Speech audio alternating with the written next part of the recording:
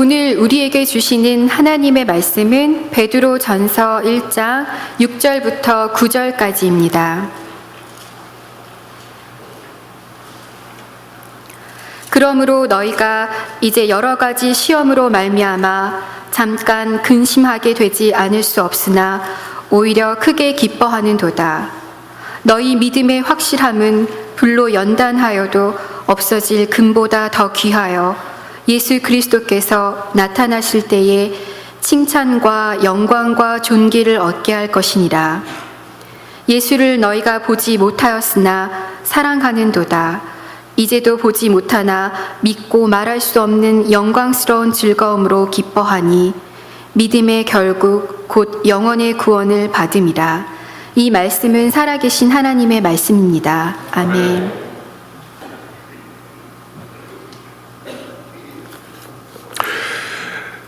설교 제목이 좀 이해하기가 쉽지 않습니다. 지난주 말씀과 더불어서 같이 이해를 해야 이해가 될 수 있는 말씀입니다. 적극적인 제자도 그리고 수동적인 제자도, 이 말씀에 대해서 저희들이 잠깐 생각하겠습니다. 적극적인 제자도라고 말씀드리며 지난주에 말씀 나눈 것은 이렇습니다. 동방교회의 전통 가운데 하나고 기독교 가운데에 자칫하면 놓치기 쉬운 아주 중요한 그것이 있으니, 구원을 법정적인 의미에 있어서 죄가 한꺼번에 다 없어지는 그러한 의롭다 여김을 받는 칭의, 거기로 끝나는 것이 아니라 우리가 구원을 치유되는 과정, 회복되는 과정, 거룩하게 되는 과정이라 저희들이 말씀을 나눴었습니다. 즉 성화입니다. 성화를 통하여 거룩한 사람으로 날마다 지어져 가는 것, 이것이 바로 저희들이 적극적으로 이루어야 될, 빌립보서의 말씀에 있는 것처럼 두렵고 떨림으로 너희 구원을 이루라 라고 하시는 말씀처럼 수고하고 성령의 힘을 빌어서 나아가야 될 방향인 것입니다. 이 이야기를 하면서 자유에 대한 이야기로 나누었습니다. 자유란 세상 사람들이 이야기하듯이 어디로부터 도망하는 것이 아니라 얘기했습니다. 자유는 바로 우리가 해야만 하는 일들을 억지로 수고스럽게 하는 것이 아니라 기쁨으로 할 수 있는 게 자유라 얘기를 했습니다. 그것이 내일이라 생각하고 기쁨으로, 즐거움으로 할 수 있는 것이 자유라 얘기했습니다. 그런데 이러한 것들을 얘기하면서 주의해야 될 것은, 삶에 있어서의 해야만 하는 일들, 법칙과 원칙들을 열심히 지켜나가는 것까지는 좋지만, 이것이 율법주의자처럼 우리를 자고하게 하고 자기 의에 빠지게 하고 자만에 빠지게 하는 그러한 것은 자유와 상관이 없다 얘기했습니다. 즉 성화의 과정을 나아가게 될 때는 하나님 앞에서 겸손한 마음으로, 가난한 마음으로 나가야 된다, 이 얘기를 했습니다.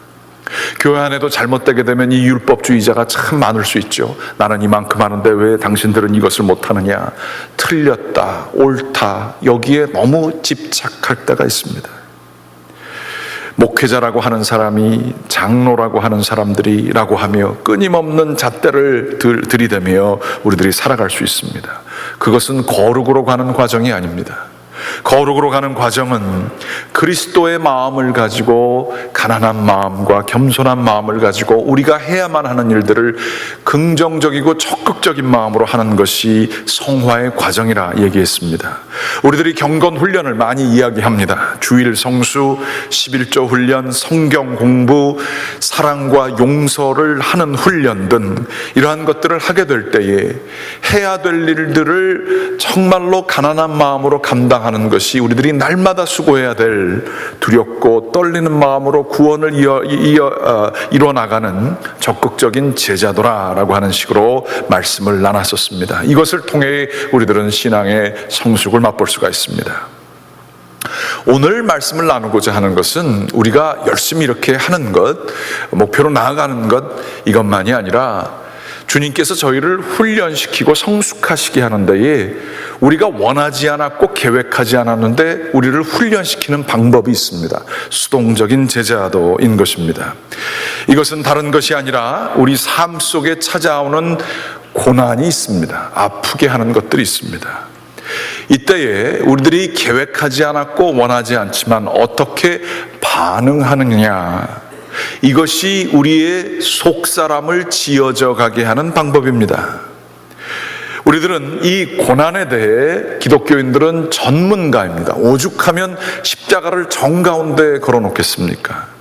고난에 대해 깊이 묵상하고 고난을 승화하는 사람들이 기독교인입니다. 그래서 우리들은 혹자가 얘기하기를 고난은 이 환난은 인내를 낳고 인내는 연단을 낳고 연단은 소망을 낳고 얘기하며 심지어는 고난이 축복이다라고 하는 얘기들을 우리들이 많이 하면서 살고 있습니다. 그게 교회 안에서 통용되는 그 언어들이기도 합니다. 그렇지만 우리들이 생각지 않고 원하지 않았고 우리들이 익숙하지 않은 형태의 고난이 다가오게 될 때에 우리 기독교인들은 그러한 교리는 알고 있습니다. 아니면 남에게 훈수를 둘 때에는 그것을 다 얘기를 합니다. 그렇지만 우리 자신이 고난 가운데에서 어떻게 반응해야 될까라고 하는 것에 대해서는 깊은 묵상과 내가 그 고난에 반응하는 양식을 기도 가운데 말씀 가운데 잘 소화하고 연습해서 반응하는 양식, 이러한 것들이 익숙하지가 않을 때가 꽤 있는 것입니다. 그러면서 우리들은 고난이 오게 될 때에 아주 어린아이와 같은 방법으로 반응하게 될 수가 있습니다. 이건 나이에 상관없습니다. 나이가 젊은 사람도 성숙하게 반응할 수가 있고요, 나이가 많으신 분들도 어린아이처럼 반응할 수 있습니다.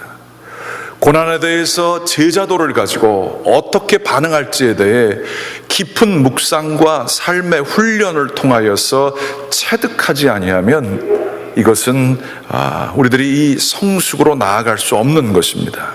오늘은 이 말씀을 나누고자 합니다. 어떻게 하면 이 고난을 믿는 사람들은 소화해야 할 것인가? 베드로 전서는 기본적으로 초대교회에 있었던 박해 상황 속에서 교인들이 당하고 있는 그 고난에 대해 전체적인 그림을 비춰주며 고난을 어떻게 봐야 하는지, 지금 우리가 나눈 것처럼 고난을 어떻게 해석하고 이 내가 삶 속에 당하고 있는 이 고난과 아픔과 슬픔을 어디에 지도에, 우리의 삶의 지도에 어디에 위치시켜야 되는지에 대해서 가르쳐주는 말씀이 베드로 전서인 것입니다. 베드로 전서 4장 13절 말씀은 베드로 전서의 핵심을 요약한다 볼 수 있습니다. 같이 한번 읽어보시겠습니다. 오히려 너희가 그리스도의 고난에 참여하는 것으로 즐거워하라.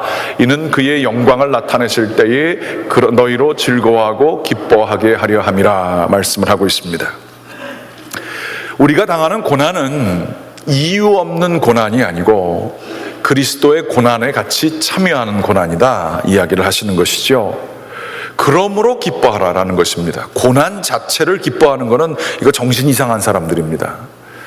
고난은 힘든 거지요. 그렇지만 이 고난의 의미가 그리스도와 고난을 같이 나누는 것이기 때문에 그 의미 때문에 기뻐하라라고 하는 얘기입니다. 그러며 얘기하기를 그 기뻐해야 될 이유는 뭐냐? 예수 그리스도의 고난이란 고난 자체로 끝나는 것이 아니라 하나님께서 역사하셔서 그 고난을 통하여 영광을 드러내실 것인데, 그 영광이 네가 고난에 참여했기 때문에 그 영광에도 참여하게 되는 축복을 얻게 될 것이다. 그러므로 즐거워하고 기뻐하라. 이 현세의 고난은 장차의 영광에 비하면 아무것도 아니다라는 얘기들을 해주시는 얘기가 베드로 전서이고, 오늘 베드로 전서 1장 6절서부터 9절까지의 말씀은 이 말씀의 다른 변주곡이라고도 볼 수가 있습니다. 우리들이 이 말씀을 잘 알면서 한번 보게 되면 6절 말씀 같이 한번 읽어보실까요? 그러므로 너희가 이제 여러 가지 시험으로 말미암아 잠깐 근심하게 되지 않을 수 없으나 오히려 크게 기뻐하는도다, 이렇게 얘기하고 있습니다. 믿음이 없는 자의 시각으로 보게 되면 이 말씀은 상당히 우리가 성경에 쓰여지니까 읽지만 굉장히 이해하기 어려운 말씀입니다. 성경 읽을 때 우리가 너무 은혜 받을 준비로 돼가지고 그냥 다 받아들일 때가 있지만, 가끔은 솔직하게 성경을 읽어볼 필요가 있습니다. 여러분, 고난 가운데 있어서 다른 사람들도 아이고 이거 어떡하세요? 너무 힘들겠어요. 아, 이 과정은 참 이게 힘들겠어요. 이러고 있는데 어떤 사람이 아이 나는 괜찮아요. 나는 기뻐요. 그러고 얘기를 한다고 생각을 해보세요. 아무 문제 없을 겁니다. 이거 뭐 다 잘 될 겁니다. 이러고 한다고 해보세요. 저 사람 정신병원에 보내야겠군. 이렇게 생각하기가 쉽습니다. 어떻게 고난 가운데서 아무리 그 고난이 의미가 있다라고 해도 기뻐할 수 있습니까? 참을 수는 있지만 고난을 어떻게 기뻐할 수 있어요? 그것 때문에. 그 솔직한 건 맞아요? 여러분 그렇게 하실 수 있는 분 계십니까? 매우 어려운 겁니다. 여기에 대해서 솔직하게 성경을 읽으면서 이게 도대체 의미하는 바가 무엇인가에 대해서 조금 묵상하고 고민하면서 저희 자신이 고난을 당하게 될 때 어떻게 해결하는가, 나는 어떤 식으로 하는가 되돌이켜 볼 필요가 있습니다. 신앙에 깊이가 없으신 분들은 기독교인들이라면 열심히 기도하고 헌금하고 주일날도 그 귀한 쉴 수 있는 시간을 바치고 뭐 이런 것을 하기 때문에 우리는 마치 고난이 없을 거라고 착각할 수가 있습니다. 많은 분들이 이러한 생각 가운데 있습니다. 이거는 잘못된 생각이지요. 여러분께서 아시는 것처럼 믿음 생활 한다고 해서 고난이 없는가? 그렇지 않습니다. 고난 그대로 다 옵니다. 기독교인들이라고 하면 뭐 그렇게 열심히 해서 전혀 삶의 조건들에 뭐 기도만 하면 다 이루어지고 그래서 고난을 다 이길 수 있을 것처럼 생각하고 뭐 이렇게 얘기할 수 있지만 여러분의 경험이 얘기하는 것처럼 그렇지 않습니다. 열심히 기도했는데도 안 될 때도 있고요. 또 열심히 참아가면서 했지만 그 결과가 우리가 이해할 수 없는 결과들도 있을 수 있습니다. 기독교인들도 고난 당합니다. 육신적인 고난뿐만 아니라 더 힘든 것은 관계 속에서 아파하는 그러한 고난이죠. 무의미함, 무시당한 것 같은 느낌, 내가 죽는 것과 같은 그러한 사회적인 죽음을 경험하게 될 때도 있습니다. 그러한 고난들이 있죠. 혹시 이 가운데 지금도 겪으신 분들 계시지 않으세요? 기독교인들에게 고난이 없을 것이라고 생각하는 것들은 정작 고난이 다가왔을 때 우리에게 큰 분노를 나타나게 합니다.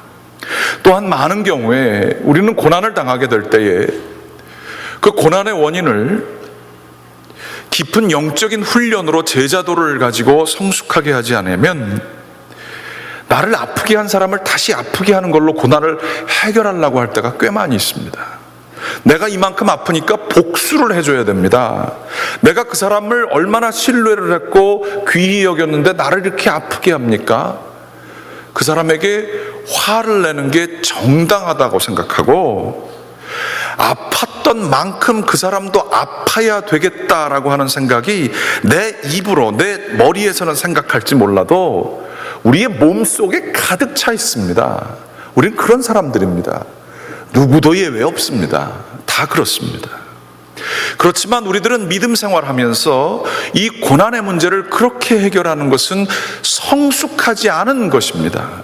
성경 아무리 달달 외워도요, 교회에서 경건훈련 아무리 해도요, 고난에 대해서 내가 이렇게 반응하는 양식, 나를 아프게 한 사람을 아프게 해줘야 정의가 이루어지고 내 의가 이루어졌다라고 하는 방식, 우리가 그러한 삶의 사이클 안에 들어가 있는 줄 우리는 잘 모릅니다.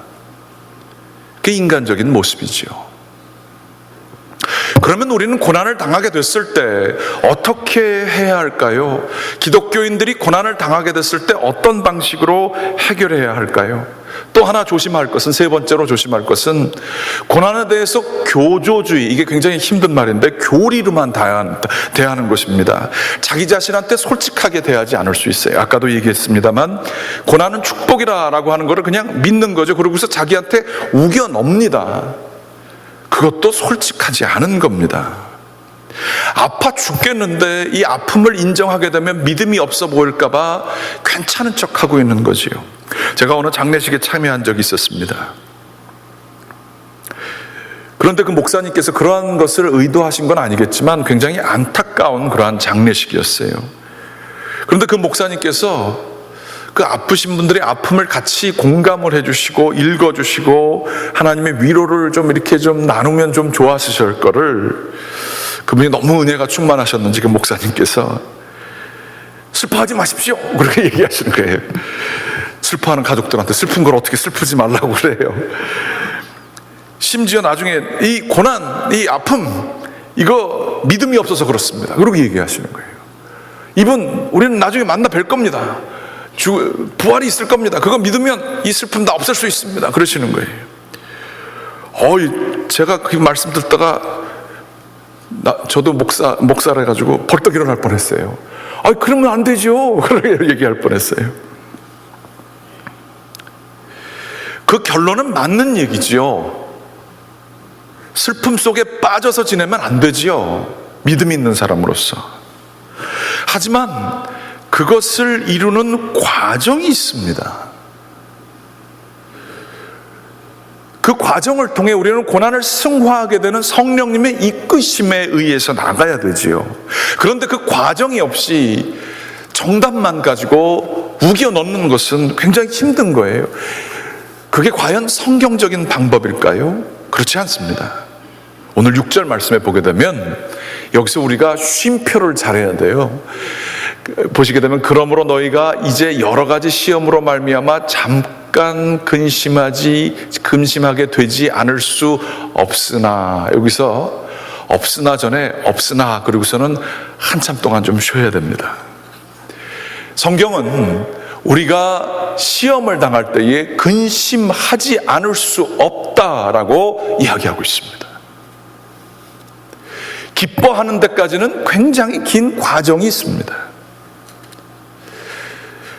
고난은 힘듭니다. 어렵습니다. 눈물 납니다. 애통하게 됩니다. 기독교인들이 해야 될 것이라고 한다면 고난 당하고 있는 자들과 함께 슬퍼하는 게 우리들이 해야 될 일입니다. 내가 아프면 아프다고 하는 게 가장 솔직한 방법입니다. 그런데 아플 때 아파하지 아니하고 슬플 때 슬퍼하지 않으면 우리가 어떻게 되는지 아십니까? 여러분 아시지만 심리학적으로는 우울증에 쉽게 빠질 수 있습니다. 그 과정에 충실하지 않고 성실하게 인간으로서 반응하지 않게 되면 그게 쌓이고 쌓여져서 해결되지 않은 미제들을 오래 가지고 있으면 사람 얼굴이 굳습니다. 사람이 굉장히 사람과 반응하는데 반응 양식이 이상하게 됩니다. 솔직하지 않았기 때문에 그렇습니다. 슬퍼하고 울어야 될 때 울지 않으면, 울면 건강한 건데 울지 않으면 이상하게 됩니다. 이거 기뻐해야겠지, 고난이 축복이니까 기뻐해, 억지로 자기를 이렇게 하는 거는 십자가와 부활의 참된 원칙을 아는 게 아닙니다. 예수님은 어떠셨을까요? 예수님은 우는 자들과 함께 우셨고 웃는 자들과 함께 웃으셨습니다. 참 이상한 것은 기독교인들은 이 고난의 과정에 있어서 건강하고 영성이 깊고 성숙한 자들이라고 하면 어떤 사람들인가? 고난에 솔직해서 오히려 아플 때 더 아파하고 또 기쁠 때 더 기뻐하는 게 영적으로 건강하고 성숙한 자세입니다.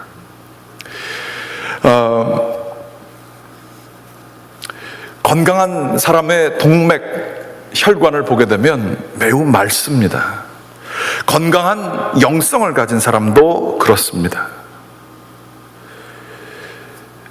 건강한 사람들은 아주 모든 것에 잘 반응합니다. 웃을 때 잘 이렇게 웃고요. 아주 말랑말랑합니다. 마찬가지로 영적으로 성숙한 분들을 만나게 되면 유머 감각이 참 많으세요. 그렇지만 거기에 지혜가 있고요. 슬플 때 참 아파하세요. 아파할 문제가 아닌 세상의 이러한 어떠한 문제들에 대해서 추상적이고 굉장히 보편적인 문제에 대해서도 굉장히 아파하십니다. 인간의 죄성에 대해서 너무너무 아파하세요. 그 사람의 문제에 대해서 굉장히 아파하십니다. 그러한 영적으로 성숙한 단계가 바로 이렇게 반응하는 겁니다. 그러나 동맥 경화나 건강하지 않은 상태는 아파할 때 아파할 줄 모르고요, 기뻐할 때 기뻐할 줄 모르는 겁니다. 그러면 이것이 의미하는 바는 무엇인가? 마치 저는 이것이 좋은 기능을 가진 더모스탯, 그러니까 그 온도계가 아니라 뭐라 그러죠? 그 온도를 바꾸는 것하고요, 그 다음에 보일러라고 생각합니다. 좋은 온도계는 다 요즘 그건 다 좋지만 차가운 온도가 들어오면 1도 차이가만 나도 보일러가 움직입니다. 세팅된 거에 있어서 정확하게 그런 것들이 움직이지요. 그렇지만 더 많은 그 찬 바람이 온다고 해서 스탑하는 게 아니라 더 큰 힘으로 반응하게 되는 것입니다. 민감하지만 강한 거지요. 약해 보이지만 강한 겁니다. 그게 건강한 겁니다. 우리 믿는 사람들 가운데에 예전에 죄인의 모습으로 있을 때에는 참 죄인들의 모습은 영적으로 각질이 있다 그러지요. 세상의 고통과 힘든 것들을 경험하면서 우리들은 굳어질 수 있습니다. 그러면서 뭐 별것도 아닌 거에 기뻐하는 것 이상하게 보이고요, 별것도 아닌 거에 슬퍼하는 것, 우는 것 우습게 보입니다. 세상이 얼마나 힘든데. 그런데 이게 자연스럽게 하나님께서 만드신 영혼의 상태가 아니라는 것이지요. 고통을 통해서 갑옷을 입은 듯한 상태에 이르게 된다는 것이지요. 이런 분들이 예수를 믿게 될 때에 나타나는 반응이 뭔지 아십니까? 그 세상에 힘들고 어려운 것, 고통 가운데 있고 다 이렇게 뭐 초연해 보이는 것 같고 관심 없어 보이는 것 같다가 성령이 임하시게 되면 이분들의 눈에 눈물이 생깁니다. 자기의 모습을 아파할 줄 압니다. 남들이 어떻게 느낄까에 대해서 공감할 수 있습니다. 참 이상하지요. 그러면서 얼굴이 바뀝니다. 영이 깨어납니다. 이게 건강한 거예요. 이게 성숙한 겁니다. 성숙은 뭐 괜히 경건한 척하는 것이 아니라 아픔을 누구보다 더 아파할 줄 알고, 하지만 그 가운데에서도 강함을 가지고 그 안에서 움직이는 믿음의 힘으로써 그에 대해서 반응할 수 있는 것입니다. 이것을 잘 표현하는 성경 말씀이 있습니다. 고린도 후서 4장 7절서부터 11절, 10절까지의 말씀입니다. 같이 한번 제가 너무 좋아하는 성경 구절이라 읽어보도록 하겠습니다.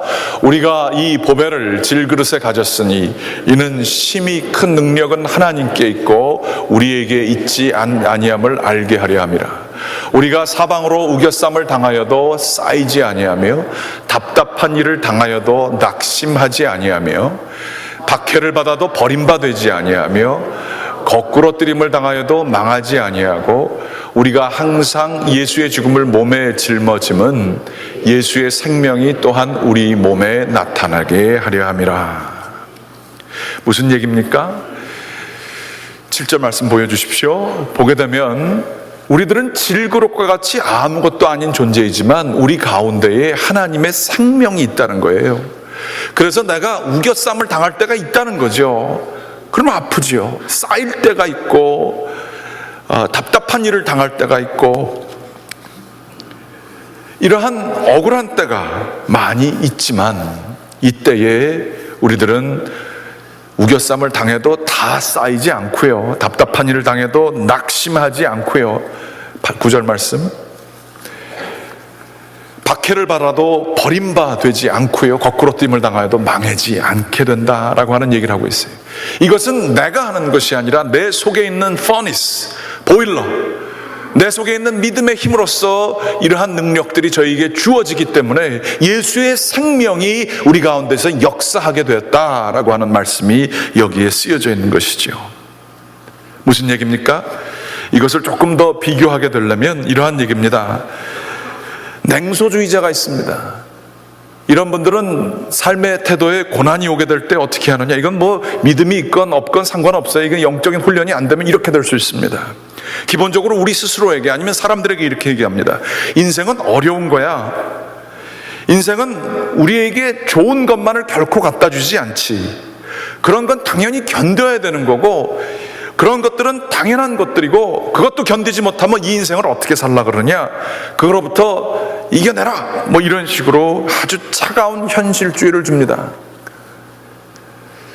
그러한 냉소주의적이고 차가운 그러한 반응을 하게 되는 사람들 옆에 있으면 참 힘들고 어렵죠. 이건 근데 기독교적인 고난에 대한 반응 양식이 아닙니다. 혹은 두 번째로는 금욕주의자들, 스토아주의, 스토익이라고 그렇게 얘기하는데요. 이런 경우가 있습니다.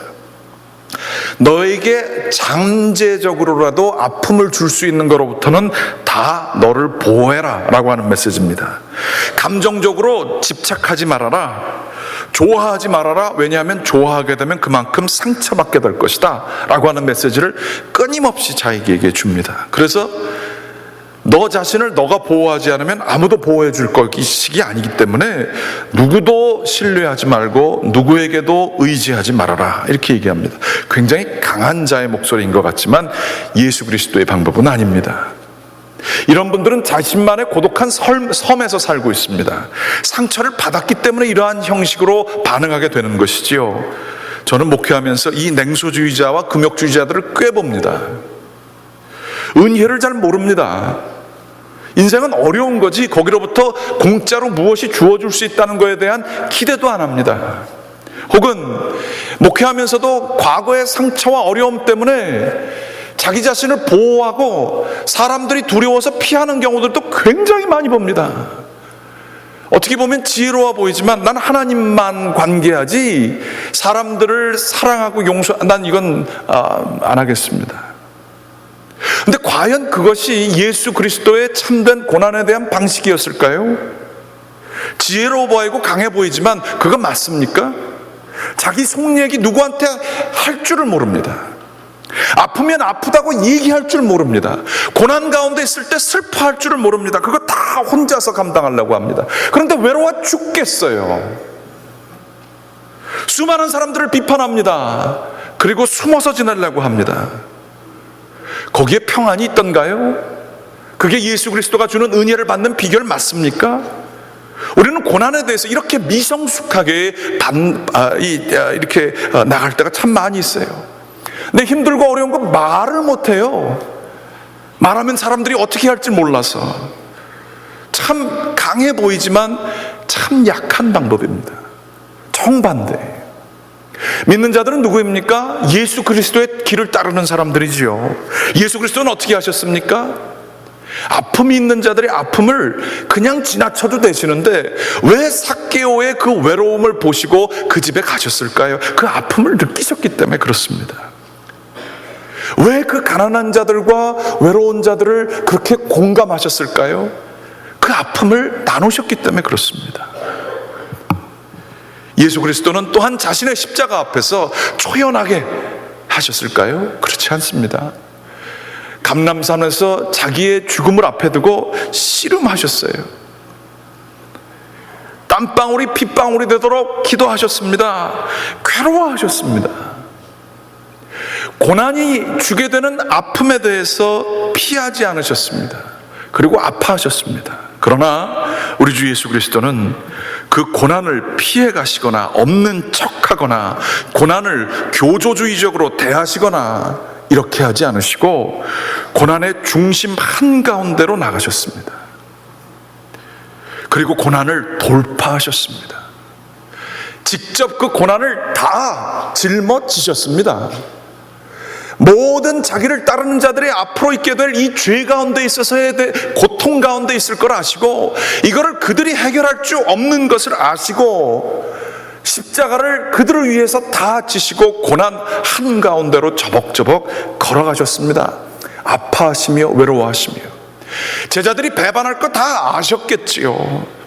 외롭게 가셨습니다.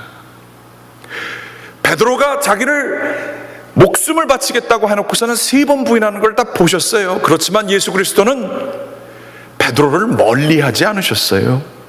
찾아오셔서 아침밥을 마련해 주시고 너 사랑하냐? 3번 더 물어보셨습니다. 피하는 게 최고의 길이 아닙니다. 냉소주의적으로 사는 게 최고의 길이 아닙니다. 고난의 한복판으로 가는 것이 예수의 길입니다. 우리들은 그러면 어떻게 해야 될까요? 아픔이 있으면요 슬퍼하십시오. 힘들면 힘들다고 얘기하십시오. 힘든 거를 남을 비난함으로 분노로 전환시키지 마십시오. 비겁한 겁니다. 아프면 아프다고 얘기하십시오. 눈물 흘리면 눈물을 흘리십시오. 외로우면 외롭다고 얘기하십시오. 기도 요청을 하십시오. 그렇지만 나의 외로움과 나의 고통과 아픔을 사람들에게서 위로를 받을 수도 있겠지만 사람들의 위로 받는 것보다 더 중점적으로 해야 될 것은 주님 앞에서 그 모든 것을 다 쏟아내시기 바랍니다. 주님 앞에 나와서 이 기도하는 곳에 나와서 주님 앞에서, 주님, 이거 어떤 일이에요? 제가 이거 왜 경험해야 되는 거예요? 답답해요. 괴로워요. 고난의 그 아픔을 한가운데로 질러 가시기 바랍니다. 그러면서 모든 것을 쏟아내 보시기 바랍니다. 우리가 그것을 못해서 고난 이후에 있게 되는 기쁨을 경험 못합니다. 그러나 놀랍게도요, 경험해 보신 분들은 아시지요? 눈물을 다 흘리며 하나님 좀 살려주세요. 내가 혼자 못하겠습니다. 너무 답답하고 내가 이 사람이 너무 밉습니다. 너무 답답합니다 하고 눈물을 흘릴 때에 놀랍게도 그 눈물을 흘리는 동시에 우리 가운데에 하나님의 위로가 오게 되는 줄 믿으시기 바랍니다. 눈물을 흘리니까 제 경험으로도 그렇더라고요. 너무 답답하고 힘들어서 눈물을 흘리고 다 쏟아놓으니까 1차적으로는 속이 시원하고요, 감정 다 표현했으니까. 그러면서 왠지 현실은 바뀌어지지 않지만 주님이 나를 붙들어 주실 것 같은 확신이 생기게 되었습니다. 묘하게 기쁨도 오게 됐습니다. 신뢰가 생기고 나는 하나님의 경륜 안에 있다라고 하는 것이, 주님이 내가 이렇게 슬퍼하는 거 아시지, 그러니까 그거를 신뢰하게 되면서 이상하고 신비한 방법으로 위로가 다가왔습니다. 고난이 있게 될 때에 아파한 사람들은 면역 능력이 생기지요. 그러나 고난이 있게 될 때에 자꾸만 이 타이레놀이나 무슨 고난을 잠시 있게 하는 방식으로 너무 아프면 할 수 없지만 그러한 식을 취하게 되면요, 우리들은 강건해지지 못하게 됩니다. 우리가 고난 가운데에서 기독교인들이 반응하는 양식은 민감하게 반응하며 아파하며, 특별히 여기에 오늘 6절 말씀에 보게 되면 모든 형태의 고난이라고 있습니다. 여러 가지 시험이 있습니다. 이 여러 가지 시험에는요, 우리가 생각하지 못했던 시험도 있을 수 있고 신앙 아주 고귀한 종류의 고난도 있을 수 있습니다. 신앙으로 인해서 박해당하는 걸 수도 있고요. 그런데 이 여러 가지 시험은요, all kinds입니다. 우리의 잘못 때문에 오는 시험들도 있어요. 그런데 그러한 것들을 통해서 우리가 잘못해서 판단을 잘못하고 이렇게 돼서 오는 고난들도 있는데요, 그러한 것들을 통해서 우리는 또 새롭게 되어지기도 합니다. 참 이상한 것은요, 이렇습니다. 죄를 틀린 줄은 다 알고 있는데 내가 틀린 것을 누가 이렇게 얘기한다고 스스로 고치지는 못합니다. 그게 사람의 조건이지요. 그리고 그 죄에 대해서 충분히 아파할 만큼 아프지 않습니다. 견딜만 하거든요. 그래서 고치지 못합니다. 우리 주님께서는 이 고난을 우리를 연단하는 과정으로 쓰이십니다. 8절 말씀 좀 보여주십시오. 환난을 통하여 우리를 연단시킨다. 그렇게 7절 말씀 보여주십시오. 죄송합니다. 믿음의 확실함은 불로 연단한다. 이런 말씀이 있습니다. 고난을 통해서 우리는 깨닫습니다. 아픔을 통해서 깨닫습니다. 아파하는 것 자체가 능력입니다. 나의 죄로 인하여서 내가 아픔을 당하게 됐을 때, 혹은 내 자신이 고난에 반응하는 양식을 보면서 내가 너무 한심하게 느껴질 때에, 그것 때문에 또 내가 아플 때에 우리들은 그때 깨달음이 있습니다. 이 연단이란 말은 영어의 gymnasium, 그러니까 그 운동하는 곳과 상당히 관련되어 있는 말씀인데요, 이런 겁니다. 퍼스널 트레이너가 정말로 좋은 사람은 훈련 받으러 갈 때에 그 사람의 약한 부분을 보고 거기에 훈련을 시키지요. 그런데 이 훈련 시킬 때 정말로 좋은 트레이너라면 무게를 너무 약한 거를 들었어요. 그러면 그 사람이 건강한 척 하면서 그게 잘합니다. 그러면 그 사람이 no 그럽니다. 그리고 거기다가 더 무거운 걸 줍니다. 그래서 근육이 찢어지게 합니다. 제가 잘은 못해도 이론은 제가 압니다.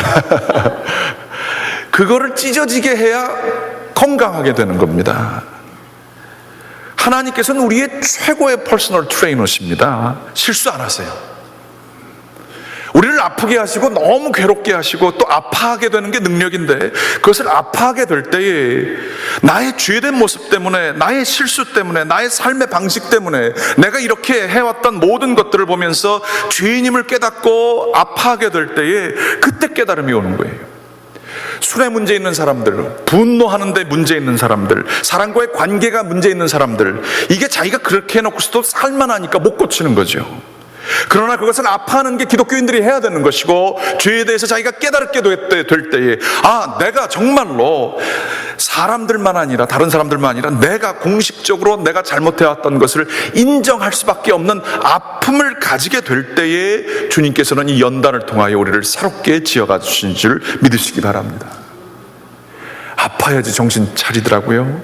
제 자신이 그렇더라고요. 병 들어야 건강이 귀중한 줄 압니다. 고난이 있어야 정말로 죽을 것 같을 때, 그러나 죽진 않고 죽을 것 같이 아플 때에, 그때 내 건강과 내가 소중히 여겼던 것들이 중요한지를 그때야 합니다. 우리 주님께서 말씀하시는 게 그거예요. 이 세상은 기본적으로 우리에게 아픔을 줄 수 있습니다. 이 세상에서는 배반당할 수 있습니다. 이 세상은 기본적으로 외로울 수 있습니다. 그러나 이 세상이 끝이 아니라 다가올 영광이 있습니다. 예수 그리스도께서 부활로 보여주신 새 하늘과 새 땅이 있습니다. 그 땅을 바라보기 위하여 이 세상에서 우리가 할 일은 연단받아서 그 세상을 더 바라보게 되는 것을 우리 주님께서는 원하시는 것입니다. 영적인 건강함을 가지고 세상의 아픈 것들, 어려운 것들을 다 경험하지만 그것을 통하여 단련되어 하나님 나라를 몸소 체험할 수 있는 영적인 건강을 주님께서는 우리에게 원하시는 것이죠. 원하고 기도를 드립니다. 힘드세요? 많이 이 가운데 힘드신 분들을 알고 있습니다. 제가 상상도 못하는 그러한 고난 가운데 계신 분들도 계십니다. 외로우신 분들도 있으시죠. 그 외로움의 깊이를 정말 같은 것을 경험하지 못하신 분들 이외에는 알 수 없는 외로움도 있으실 겁니다. 또한 그 외에도 배반당하신 일 있으세요? 나의 자존심이 정말로 뭉개진 것을 경험하신 분들 계세요? 눈에 보여지는 혈과 육으로만 싸우지 마시기 바랍니다. 고난에 대해서 믿음으로써 하나님과 더불어 이 말씀을 보는 것처럼 나를 하나님이 지금 훈련시키고 계시지, 연단시키고 계시지, 특별히 이러한 과정을 보면서 성숙하게 아파하고 괴로워하지만 주님이 여기서 나에게 주시는 것은 무엇일까? 주님의 목적과 시간을 신뢰하시기 바랍니다. 주님께서는 결코 우리에게 실수하지 않으시고, 주님께서는 결코 우리에게 이해할 수 없는 것들을 주시지 않는 것을 신뢰하시기 바랍니다. 이게 언제 풀릴까? 그만큼 시간이 필요한지 몰라요. 주님의 시간을 신뢰하시기 바랍니다.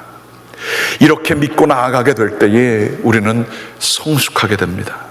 그래야 우리를 통하여 하나님께서는 우리를 귀중한 제자들로 삼으사 하나님 나라를 드러내시는 하나님이 되시는 줄 우리가 믿으시기 바랍니다. 교회를 소중히 여겨주십시오. 교회에서 기분 나쁜 일도 있고 안 좋은 일도 얼마나 많습니까?